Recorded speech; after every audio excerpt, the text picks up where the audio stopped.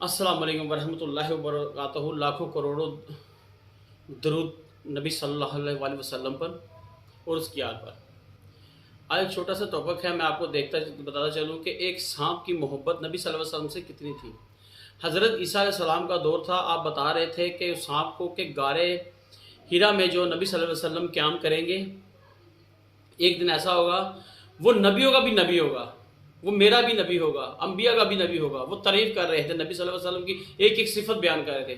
اب سانپ وہاں ایک غار میں بیٹھ کے نہیں سارا کچھ سن رہا تھا ماجرا، کہ کیا وہ جانوروں کا بھی نبی ہے، وہ پرندوں کا، چرندوں کا، جنات، ہر چیز مشرق سے لے کے مغرب تک جتنی بھی آسمانی مخلوق زمینی سب کا نبی ہوگا، یہاں تک کہ نبیوں کا بھی وہ نبی ہوگا۔ اب اس کے دل میں چاہ آئی کہ کیوں نہ اس غار میں جا کے قیام کیا جائے، اس کا دیدار کیا جائے، کیونکہ اس نے حضرت عیسیٰ علیہ السلام سے سن لیا تھا۔ اب وہ وہاں سے نکلتا آیا پتہ نہیں کتنا عرصہ لگا ہوگا، لیکن اس نے وہ غار کے اندر پناہ لے لی۔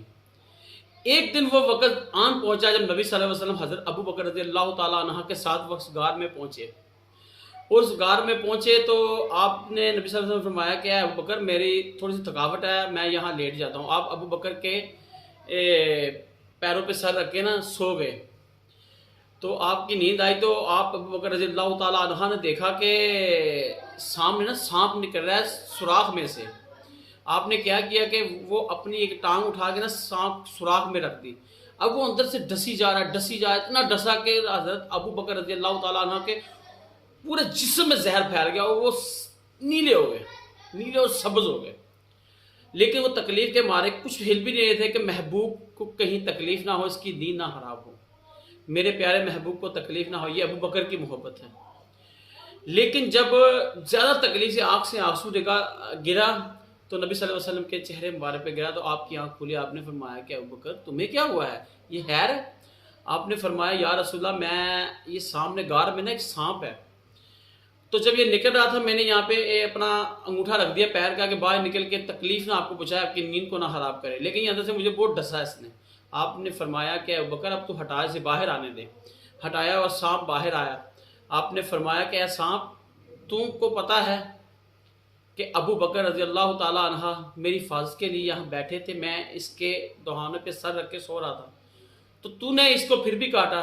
آپ نے فرمایا کہ یا رسول اللہ میں نے حضرت عیسیٰ علیہ السلام سے 100 سال پہلے سنا تھا کہ اس غار میں ایک محبوب آئے گا جو نبیوں کا بھی نبی ہوگا، جنات کا بھی نبی ہوگا، جانوروں کا، پرند چرند، جہاں تک کہ آسمانی مخلوق سے لے کے زمینی سب کا وہ محبوب ہوگا، نبی ہوگا۔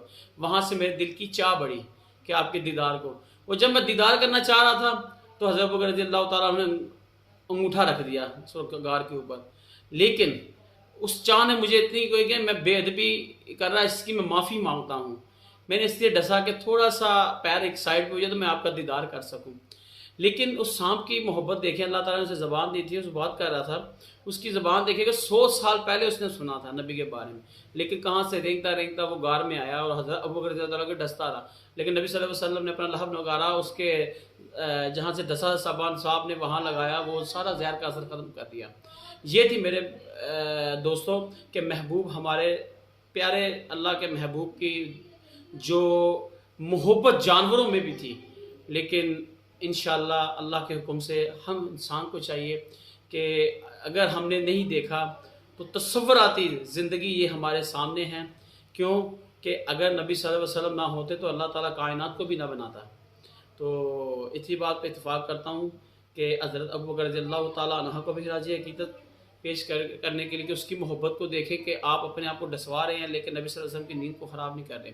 اس سانپ کو بھی جس نے اتنی محبت کے ساتھ آ کے اس غار میں قیام کیا، 100 سال انتظار کیا نبی صلی اللہ علیہ وسلم کا دیدار کرنے کے لیے، لیکن بعد میں حضرت ابو بکر رضی اللہ عنہ کو ڈسا، لیکن بعد میں اس نے معافی بھی مانگی، اللہ نے اسے زبان عطا کر دی تھی۔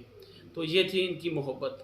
تو اللہ تعالیٰ ہماری بھی محبت اپنے محبوب کے دل میں بہرائے۔